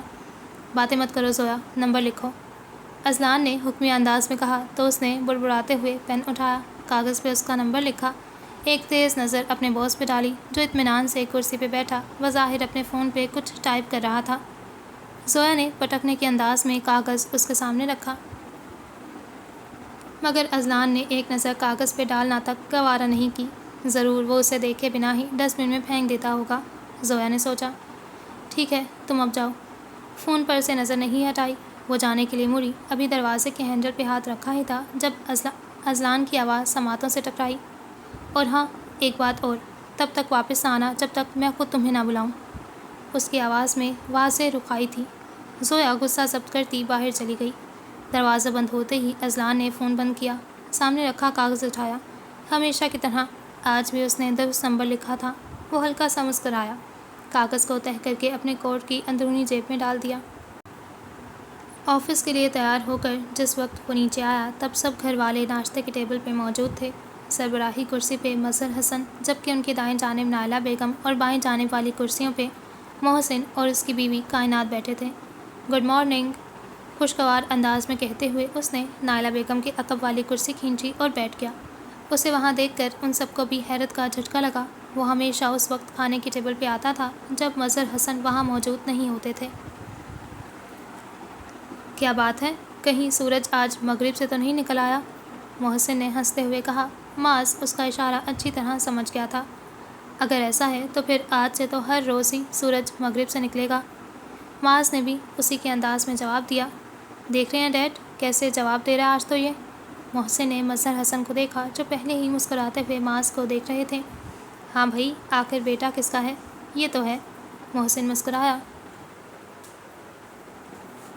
جبکہ معاذ نائلہ بیگم کی جانب متوجہ ہو گیا جو اس کے سامنے چائے کا کپ رکھ رہی تھی۔ ویسے معاذ، مظہر حسن نے گلا صاف کیا، وہ بس اس سے بات کرنے کا بہانہ چاہتے تھے۔ تم نے باقی گھر والوں کو خوشخبری سنا دی؟ کیسی خوشخبری؟ نائلہ بیگم نے پہلی مرتبہ اس ساری گفتگو میں حصہ لیا۔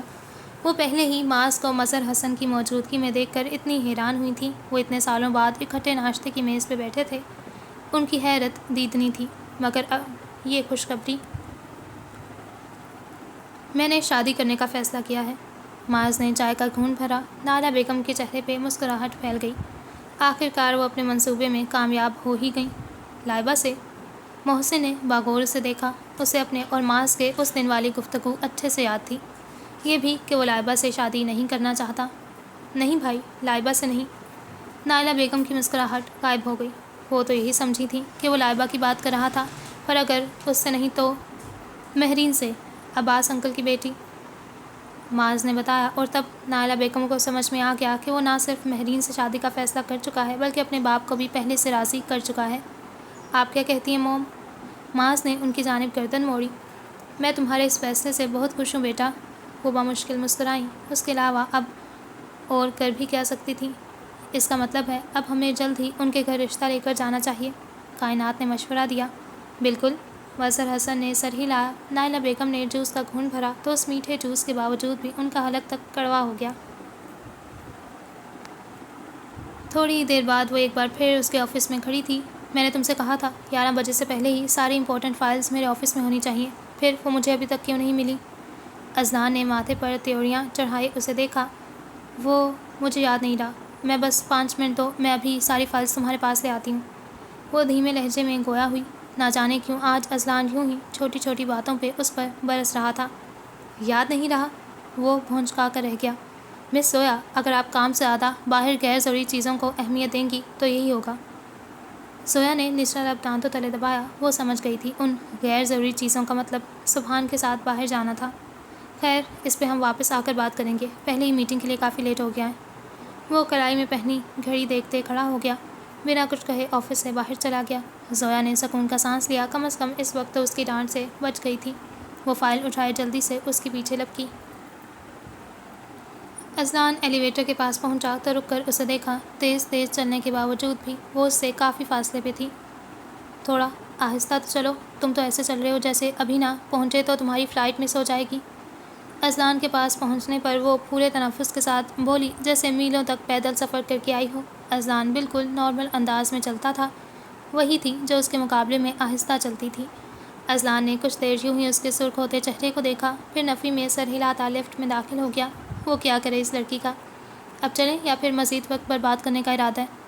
اس نے ایک تیز نگاہ اس پہ ڈالی تو وہ جلدی سے اندر داخل ہو گئی۔ میٹنگ ختم ہونے کے بعد اس نے سب سے پہلا کام اذلان کے آفس میں فائلز پہنچانے کا کیا تھا۔ وہ اب ماتھے پہ تیوریاں چڑھائے اس کے آفس سے نکل رہی تھی۔ ایک بار پھر سے وہ اس کی ڈانٹ سن کر آ رہی تھی، کیونکہ فائلوں کو ٹیبل پر رکھتے وہ غلطی سے ساری فائلز گرا بیٹھی تھی، اسی لیے اذلان سے اس اچھی خاصی ڈانٹ پڑی تھی۔ اس کا ضبط اب جواب دے رہا تھا۔ پہلے ہی وہ سبحان کی وجہ سے اتنی پریشان تھی، اور اب اذلان کا یہ رویہ، اس کا بے تحاشا رونے کو دل چاہ رہا تھا۔ اس نے اپنی انگلیوں کے پوروں سے کن پٹی کو سہلایا۔ مسلسل کام کرنے کی وجہ سے اس کے سر میں درد ہونے لگا تھا۔ ایکسکیوز می، آواز پہ زویا نے دائیں جانب گردن موڑی۔ گولڈن ڈائی بال، نکھری رنگت اور بلیک پینٹ پہ وائٹ ٹاپ پہنے وہاں ایک لڑکی کھڑی تھی، جو مسکراتے ہوئے اسے دیکھ رہی تھی۔ یس، زویا نے سر تا پیر اسے دیکھا۔ اسے گمان ہوا وہ اسے پہلے بھی کہیں دیکھ چکی ہے۔ اذلان اپنے آفس میں ہے؟ لڑکی نے گردن کو اطراف میں گھماتے پوچھا۔ زویا، جو پہلے ہی بامشکل غصہ ضبط کیے ہوئے تھی، اس لڑکی کی فضول اداؤں کو دیکھ کر اسے مزید تپ چڑھی۔ کیا کام ہے ان سے؟ میں اس کی دوست ہوں، اس سے ملنا ہے مجھے۔ اس نے اپنے شولڈر کٹ بال پیچھے کو جھٹکے۔ تم جو کوئی بھی ہو، پہلے یہ بتاؤ، ان سے ملنے کے لیے اپائنٹمنٹ لی تھی؟ زویا کی بات سن کر وہ نزاکت سے مسکرائی۔ اس سے ملنے کے لیے مجھے کسی اپائنٹمنٹ کی ضرورت نہیں ہے۔ تم ان سے نہیں مل سکتی، وہ بنا اپائنٹمنٹ کے کسی سے نہیں ملتے۔ زویا چند قدم آگے آئی، دونوں بازو سینے پہ لپیٹ کر اس کے سامنے کھڑی ہو گئی۔ وہ چاہتی تو ابھی اسے رستہ دے کر اذلان کے آفس میں بھیج دیتی، مگر وہ پہلے ہی غصے میں تھی۔ اب یہ غصہ اتارنے کے لیے اسے کوئی نہ کوئی تو چاہیے تھا نا۔ ہٹو میرے رستے سے، میں خود ہی جا کر دیکھ لیتی ہوں۔ اس نے زویا کو دھکیلا، پر اس سے پہلے کہ وہ آگے بڑھتی، زویا نے اس کا بازو پکڑ لیا۔ سنا نہیں تم نے میں کیا کہہ رہی ہوں؟ تم ان سے نہیں مل سکتی۔ زویا نے ایک ایک لفظ پہ زور دیا۔ How dare you! لڑکی نے چلاتے ہوئے اپنا بازو اس کی گرفت سے چھڑوایا۔ تم شاید جانتی نہیں ہو میں ہوں کون۔ اس کا چہرہ غصے سے آگ بگولا ہو رہا تھا۔ زویا اس کی کسی بات کا اثر لیے بنا اس کا رستہ روکے کھڑی تھی۔ تم میرے رستے سے ہٹ رہی ہو یا نہیں؟ اس نے دانت پیسے۔ زویا نے جواب نفی میں سر ہلایا۔ سامنے کھڑی لڑکی کا پارا مزید ہائی ہو گیا۔ تم گھٹیا لڑکی، اپنی حد سے بڑھ رہی ہو۔ اس نے زویا کو تھپڑ مارنے کی غرض سے ہاتھ بلند کیا، اس سے پہلے کہ اس کا ہاتھ زویا کے چہرے کو چھوتا۔ زویا نے جلدی سے اس کا بازو پکڑ لیا۔ لڑکی کی پہلی کوشش ناکام ہوئی تو اس نے دوسرے ہاتھ سے زویا کے بال نوچنے چاہے۔ زویا نے اس کا دوسرا ہاتھ بھی پکڑ لیا اور اسے موڑا۔ لڑکی کے لیے یہ حملہ اتنا اچانک تھا کہ بے ساختہ اس کی چیخ نکل گئی۔ ادھر اذلان اپنے آفس میں بیٹھا تھا، جب باہر سے کسی شور کی آواز بلند ہوئی۔ اس نے گھبرا کر لیپ ٹاپ بند کیا۔ آفس سے باہر آیا تو وہاں کا منظر دیکھ کر ٹھٹک گیا۔ وہ منظر کسی آفس کم باکسنگ رنگ کا زیادہ لگ رہا تھا۔ زویا نے اپنے ایک ہاتھ سے سامنے کھڑی لڑکی کے دونوں ہاتھوں کو قابو کر رکھا تھا، دوسرے ہاتھ سے اس کے گولڈن ڈائی شدہ بال نوچ کر اس کا چہرہ پیچھے کو کر رکھا تھا۔ لڑکی کے چہرے پہ نظر پڑتے اسے حیرت کا ایک اور جھٹکا لگا۔ وہ لڑکی ماہا عالم تھی۔ اذلان نے اطراف میں نگاہ دوڑائی۔ آفس کے کئی لوگ ہنس ہنس کر یہ تماشا دیکھ رہے تھے، ان میں کچھ فون نکالے ویڈیو بنانے میں مصروف تھے۔ ماہا زور زور سے چیخ کر ان سب کو مدد کے لیے بلا رہی تھی، مگر وہاں کسی کی ہنسی بند ہوئی تو وہ مدد کو آتا۔ کیا ہو رہا ہے یہاں؟ وہ بس سب کو خاموش کروانا چاہتا تھا۔ نظر تو اسے بھی صاف صاف آ رہا تھا کہ وہاں کیا ہو رہا ہے۔ اس کی آواز پہ وہاں یکدم سناٹا چھا گیا۔ اذلان پلیز میری مدد کرو، یہ لڑکی مجھے مار دے گی۔ ماہا اسے دیکھتے ہی چلائی۔ اتنا تو وہ سمجھ گئی تھی کہ وہاں اذلان کے علاوہ کوئی اس کی مدد کو نہیں آئے گا۔ زویا نے کنکھیوں سے اذلان کو دیکھا۔ دل زور زور سے دھڑک رہا تھا۔ وہ جانتی تھی اب اسے اپنی اس حرکت پر پھر سے اس کی ڈانٹ سننا پڑے گی۔ زویا، کیا کر رہی ہو؟ چھوڑ دو ماہا کو۔ وہ زویا کے عقب میں آ کر رکا۔ آفس کے باقی لوگ خاموشی سے اپنے باس اور اس کی اسسٹنٹ کو دیکھ رہے تھے۔ اذلان کے منہ سے ماہا کا نام سنتے ہی زویا کے دماغ میں دھماکہ ہوا۔ ماہا، اذلان اور آصف کی دوست ماہا، جسے اس دن اس نے آصف کے آفس سے نکلتے دیکھا تھا، وہ ماہا۔ نہیں، اس نے مجھ پہ ہاتھ اٹھانے کی کوشش کی ہے، میں اسے نہیں چھوڑوں گی۔ زویا نے نفی میں سر ہلایا، آواز میں غصہ تھا۔ یہ لڑکی مجھے مار دے گی اذلان۔ ماہا رو دینے کو تھی۔ زویا، میں کیا کہہ رہا ہوں تمہیں، چھوڑ دو اسے۔ اس دفعہ اذلان نے ذرا غصے سے کہا۔ زویا نے ایک جھٹکے سے ماہا کو چھوڑ دیا۔ ماہا گہرے گہرے سانس لیتی ایک نظر اذلان پر ڈال کر فوراً باہر کی جانب تیز تیز قدم بڑھاتی چلی گئی۔ اذلان نے ایک طائرانہ نظر باقی سٹاف پہ ڈالی، جو اس کی اس طرح دیکھتے ہی فوراً وہاں سے غائب ہو گئے۔ میرے آفس میں آؤ، ابھی، وہ کہتے ہوئے آگے بڑھ گیا۔ زویا آہستہ آہستہ قدم اٹھاتی اس کے پیچھے ہی آفس میں داخل ہوئی۔ وہ جانتی تھی اب اذلان نے اس پہ غصہ کرے گا اور اسے بس خاموشی سے سننا ہوگا۔ آخر کو ماہا اذلان کی دوست تھی، وہ یقیناً اپنی دوست کی انسلٹ ہونے پہ غصہ کرے گا۔ یہ سب کیا تھا؟ وہ اب اس کے عین سامنے کھڑا تھا۔ کیا تھا؟ زویا نے نظریں چرائیں۔ ابھی جو میں باہر دیکھ کر آیا ہوں۔ اس کی آواز میں غصہ نہیں تھا۔ زویا نے آنکھیں میچیں۔ سبحان، اذلان، ماہا، سب کی باتیں اس کے ذہن میں گڑمڑ ہونے لگیں۔ پریشانی غصے کی صورت چہرے پہ پھیل گئی۔ وہ جو کچھ بھی تھا، آنکھیں کھولی، اذلان کے ماتھے پہ بل پڑے۔ تمہیں اس سے کیا غرض؟ وہ اب اس کی آنکھوں میں دیکھ رہی تھی۔ تمہیں جان کر کرنا بھی کیا ہے؟ آواز قدرے بلند ہوئی۔ وہ اب مزید غصے پہ قابو نہیں رکھ سکتی تھی۔ تم یہ سب جاننے کی کوشش مت کرو کہ میں نے یہ کیوں کیا، تمہیں اس کی کوئی ضرورت نہیں ہے۔ تم بس وہی کرو جو ہمیشہ کرتے ہو، مجھے ڈانٹو، مجھ پہ غصہ کرو، چلاؤ مجھ پر۔ وہ جیسے ہر چیز کا غصہ اس پہ نکالنے والی تھی۔ زویا، اذلان نے اسے پکارا مگر وہ نہیں سن رہی تھی۔ اس کی نظریں فرش پہ تھیں۔ یہی تو کرتے ہو تم ہمیشہ، تم ایسا کیوں کرتے ہو؟ ایک ہی بار میں مجھے خوب سارا ڈانٹ لو، ہو سکتا ہے اس سے تمہارا غصہ کم ہو جائے، یا شاید اس سے ہی تمہیں سکون مل جائے۔ اذلان کو لگا کسی نے اس کے سینے میں کھنجر دے مارا ہو، یا شاید کوئی کھنجر دے مارتا تو اس کی تکلیف اس سے کم ہی ہوتی، جو اس وقت زویا کے الفاظ سے اسے محسوس ہوئی تھی۔ زویا، اب کی بار اس کی آواز مدھم تھی۔ وہ 2 قدم آگے آیا، زویا کا چہرہ اٹھایا۔